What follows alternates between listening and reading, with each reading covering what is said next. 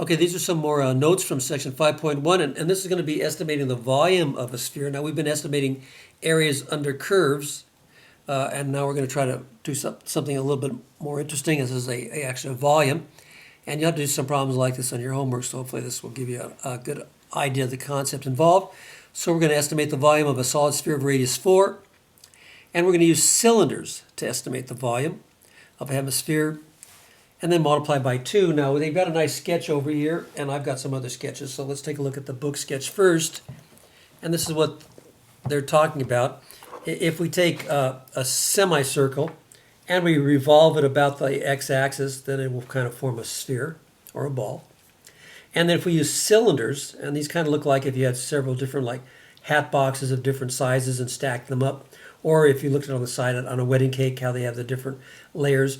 If these are all cylinders all stacked up, if we use these cylinders to approximate the volume, we can get an estimate. Now, it'll be a crude estimate, and it'll be off depending on the size of the cylinders. Now, if the cylinders were very thin, or the thinner they get, the more cylinders we have, the closer to the actual volume of the sphere we get. So this is the concept. Now, I've simplified it a little bit, so it'll be a little bit easier for you to follow. Okay? So what we're going to do is we're going to use the left endpoints, and we're going to use cylinders, and the sphere, as you see, goes from -4 to +4. But since it's symmetrical, if I just took this volume of this hemisphere and doubled it, I would have the volume of the whole sphere. So that's what we're going to do. So we're going to use left endpoints on the interval from 0 to 4 as we rotate this around. So we're going to use left endpoints, and we're going to use 4 subintervals. These will be my 4 subintervals. And then once we have this volume of this hemisphere, we'll just double it by 2.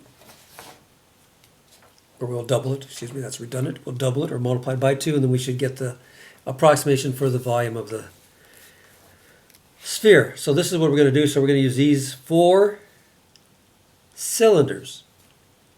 And their radii is going to be determined by the actual height on the curve, where the left endpoint of this subinterval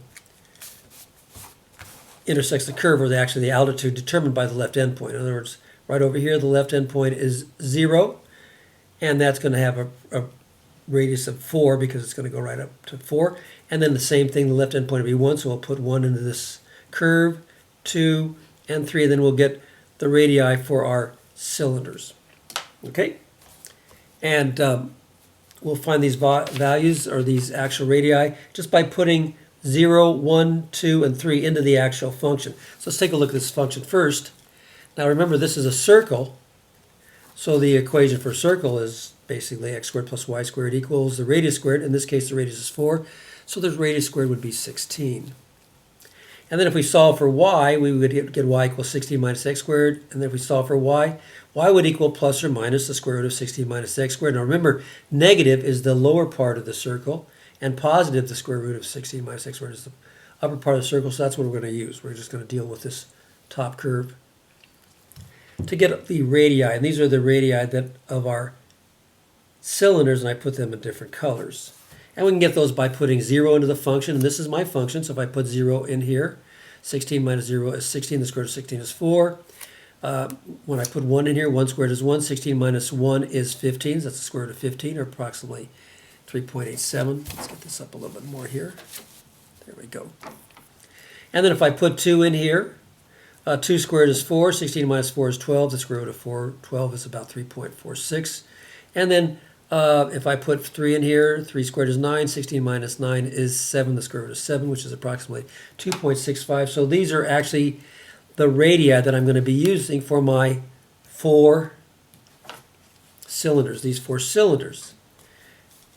And it came out pretty close. In other words, this is 4, this is about 3.87, this is about 3.46, and this is about 2.65. And I actually drew the different cylinders so you could kind of get an idea of what they look like. So let's take a look at those. So those are the different radii that we came up with right over here. This was the 4, as you can see over here. There's your 4, there's your 3.87, there's your 3.46, and there's your 2.65. So these are the radii for the 4 cylinders I'm going to be using. Here's the biggest cylinder whose radius is 4. Here's the next cylinder whose radius is 3.87. I kind of color coded them too. This is the third cylinder whose radius is 3.46, and then this is the last one, the radius is 2.65. So these are the 4 different cylinders that I'm going to use to get the approximate volume of this hemisphere, and then I'll double it to get the volume for the whole shebang. Okay? And that was probably the hardest part. Okay, so let's take a look at these. So the volume of a cylinder, remember the volume of a cylinder is base area times height. The base is a circle, so pi r squared h. So we're going to take these 4 volumes and add them up. And that should give us an approximation for the volume of the hemisphere HS, all right? So pi r squared h, pi, and this is my radius squared, which was basically that formula we talked about over here. Y equal to 16 minus x squared, and my x's were going to be over here. 0, 1, 2, and 3. Those are going to be my left endpoints. In the textbook, they use the midpoints, which are a little more complicated, but like I said, they do have a program that figures all that out for you. Okay, so here's my pi r squared, my first cylinder, my biggest one. 16 minus 0, because that's my left endpoint. And the height for all these cylinders will be 1. I hope you can kind of see that. If we look at these cylinders over here, like I drew the sketch over here, if we turn it like this, you can see the height of all these cylinders, and this is where I say it looks like, kind of like a wedding cake. The height of all these cylinders is going to be 1. That's from 0 to 1, 1 to 2, 0 to 1, 1 to 2, 2 to 3, and 3 to 4. So the heights of all these cylinders are going to be 1. So I figured it, and you can see over here the same thing. I calculated them like this, so it would be a little bit easier for us to do our actual arithmetic. But you can see the heights of all these cylinders. The heights are each going to be 1. Okay? Of our 4 cylinders. Okay? All right. So pi r squared h will give me the volume, and the height is always going to be 1, so that makes it nice. Pi's in all of these. And these are the radii. 16 minus x, 0 squared, 16 minus 1 squared, 16 minus 2 squared, 16 minus 3 squared, because those were the left endpoints. 0, 1, 2, and 3. Okay? Again, those are the left endpoints. I'll show you this again. 0, 1, 2, and 3. 0, 1, 2, and 3. I calculated them out like this, but it's going to be a little bit easier when we see them, when we actually square this, because the radius squared, the radius is going to be the square root of 16 minus 0 squared, but then we're going to square that because we squared in the volume formula of a cylinder. So again, this is your formula here. Okay, pi r squared h, then this is going to be 16 minus 1 squared, the square root of that, 16 minus 2 squared, the square root of that squared, and then 16 minus 3 squared, and the square root of that squared. Okay, and then when we calculate this out, now I can factor out the pi. First of all, the 1's absorbed in each term, so that makes it nice. And then I can factor out the pi. Well, I actually just separated it out and simplified first. So I've got pi, and 16 minus 0 is just 4 squared, and then this is just the square root of 15 squared, and this is the square root of 12 squared, and this is the square root of 7 squared. And then in this step, I factored out the pi. So you can see the arithmetic is easy because that's the way I set it up. So if I factor out the pi, and then 4 squared is 16, the square root of 15 squared is 15, square root of 12 squared is 12, square root of 7 squared is 7, and if I add these all up, I end up with 50 pi. Now that's my approximation for the volume of the hemisphere. So if I just double that, I get the approximation for the volume of the sphere, which is 100 pi, which is just 314.16, and that's my approximate volume.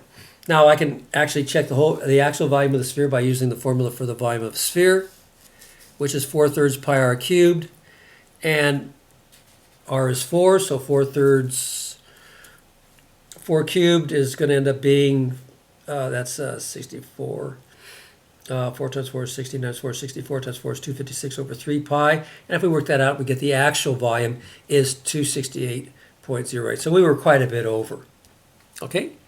And then they also, but we're just, this is an approximation technique. So there's going to be an error. And obviously you can see all these cylinders were a little bit over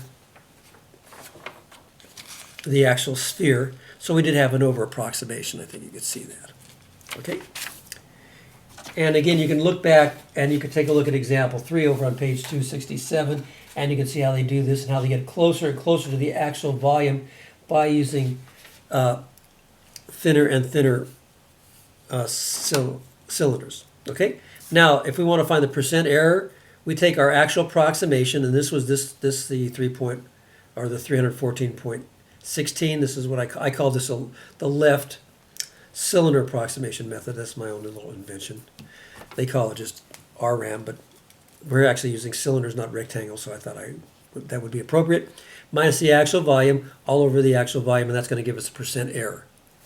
So my approximation was 314.16. The actual by the formula volume was 268.08, all over 268.08, and that gives me my percent error, which is about 0.172 or approximately 17.2%. So that's a pretty big error. All right. The technique in the book gives a much better error, but they're using a lot more. It gives a much better approximation, and the reason why is they're using 10 cylinders, but they're actually using midpoints instead of left endpoints, and the midpoints are going to give you much better approximations, but the arithmetic is much more complicated unless you do have, like I say, a special program in your calculator to do that. Okay, so take a look at that, kind of think about this, and I hope that makes sense and can help you with these concepts.